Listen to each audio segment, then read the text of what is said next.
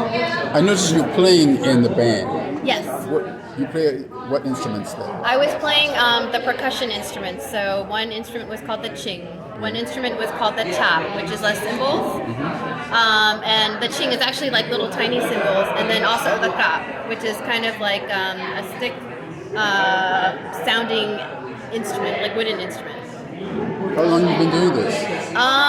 So I've been playing the ching, like the little small cymbals, for a long time. I also play the xylophone.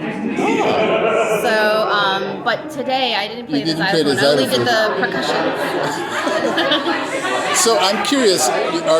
What's your relationship with the Thai people? So I'm actually half Thai and half American. So African American? Yes. Okay. And so I have been learning Thai at the Thai temple. I've been dancing and doing music and language. Very good. So you're some kind of ambassador between the two continents? Yes, actually, I do fly back and forth. Not as often, especially because of the pandemic. But the last time I was back was probably 3 years ago, and I'm planning on probably going back this year. So you were born here in the United States? I was born here, yes. Right. So my parents met here. Okay, what city did you go back to in Thailand? Bangkok? So my dad, he lives in the suburbs of Bangkok. Okay. So mostly I go there, but I like to travel. So whenever I go to Thailand, I try and travel all over. So I've gone to the northern part, Chiang Mai. I've been to the south in Trang and Phuket, and then I've been to it's kind of like in the northeast. I've been to Surin and I forgot the other place that I went to. Because like I said, I've been just traveling all over.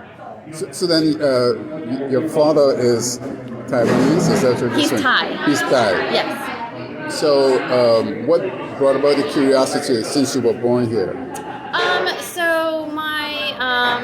I guess my dad wanted me to learn about his culture, and my mom, she supported that. Right. So growing up, my dad, actually, his family he comes from music and dancing, his family. So most of my aunts learned Thai dancing, and then my uncle in Thailand, one of my uncles, he's actually a musician, and he's also a professor.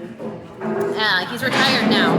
So, just growing up. And then also my grandmother, she also played music. So my dad's side of the family was always into performing arts. And so when he came here, he joined, he created a Thai group with other professionals. And they would do dancing and kind of do like a cultural exchange.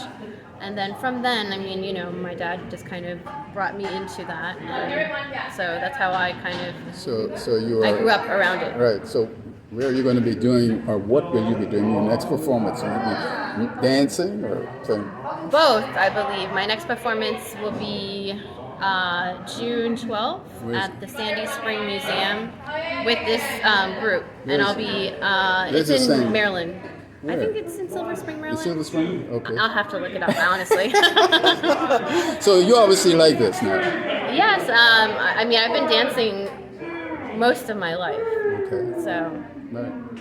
And music I started later on, but I've been a part of music for a very long time as well. So would you want to tell the viewing audience your name? Maytini Pramawat. How do you spell that? Maytinee, and then last name Pramawat.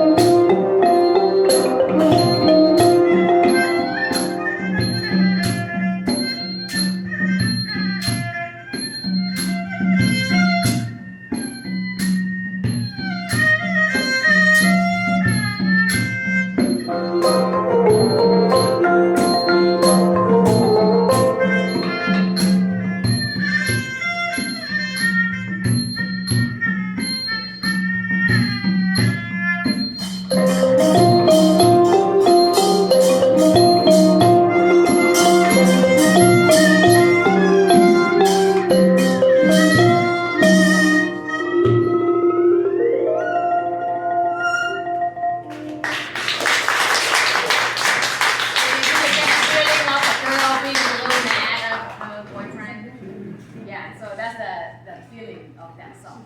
So then. First of all, you want to tell us your name. My name is Suthira Nakwachara. Okay. Now, I'm interested in this instrument. Can you explain how it works? So it's a Thai fiddle. It's made from a coconut shell here. So it's usually a pair. So we usually play with a soprano fiddle, which my teacher played, and this is a bass. It has a deeper sound because of the coconut shell, and it's 2 string, and with a horsetail here. So 2 string fiddle, traditionally from Thailand. Weird. What kind of string? Are there nylon strings? Horsetail. Horsetail strings. And now I noticed there's a design at the back. Is that for? Yes, it's for decoration. Okay. Different fiddle have different design, but it's mostly for decoration. So how long have you been playing this instrument? Sorry. Since 4th grade. Really? But I was playing it all wrong. Oh, thank you so much. I didn't play it right until I met him only 2 years ago, and I have actually improved my playing so significantly. He basically started me back from 0. Yeah. So this is a traditional instrument, right? In Thailand, that you are now learning to play well. Yes. It's amazing.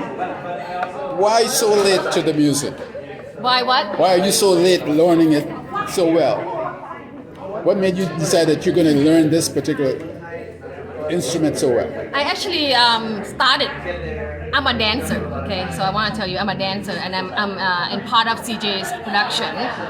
But before starting dancing, I actually was playing music as a kid to accompany dancers. But I wasn't that great, you know. I was a kid, and then I didn't sound very good, and I kind of abandoned it. I thought that I would never be a good musician. And so I basically took up dancing and became really good at it, and have a dance company here in DC area. Until I met my teacher, he actually opened my world and made me sound good. You know? So now in the past couple years, 2 or 3 years, I've been practicing a lot and recreate beautiful sound, and I'm really into it now. It's a lot of memory, it seems. Memory. Yeah. I also use notation. Okay. Well, nice to have met you. Nice meeting you. Oh, nice to meet you. Thank you. We don't have the right instrument here in town with us, but he's also the expert in the saw sam sai, means a 3-string fiddle. And his wife, Master Gitima Suksaichon, she is master in the Thai handmade music. So, and with us today, we have professional musicians who often collaborate with our dance group all the time, when we perform across the area. Sirikan,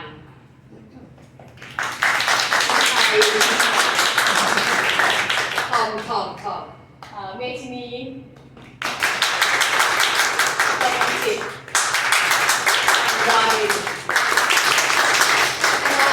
I want to talk a little bit about Master Warrior's philosophy and his objective in playing and teaching music. So Master Warrior is an unusual character in the Thai music scene in a way that he called himself a contemporary man. And a contemporary definition of contemporary in this sense is that he had a solid foundation of authentic traditional Thai music or classical Thai music, but he presents Thai classical music in a way that is relatable to all generations, all ages, all ethnicities, cultures. The music speaks for itself, and you will hear that today. You will be able to relate to our music that some people say it is an acquired taste, but in this case, it's not. You will get to travel with us to Thailand through this performance. So I just want to give you a little introduction so you have the expectation what you see. So the music we are going to present today is representative of Thailand. Thailand is a melting pot, just like the United States. It has so many different cultures. Different regions of Thailand have its own characteristics. So today we are presenting a combination of traditional core music. Sometimes we will give you a taste of folk music from northeastern Thailand, sometimes from southern Thailand or northern Thailand and central Thailand. So you get to see all of Thailand today. So today we're going to start the first song or the first piece is a prelude, and this prelude is has a Malay or Indian or Arab sound. And in the traditional theater in central Thailand, normally when we start the show, we always play this type of music. It's almost like invocation, to recognize that this kind of theater has influences from neighboring country. In this case, we were southern Thailand or Malaysia. So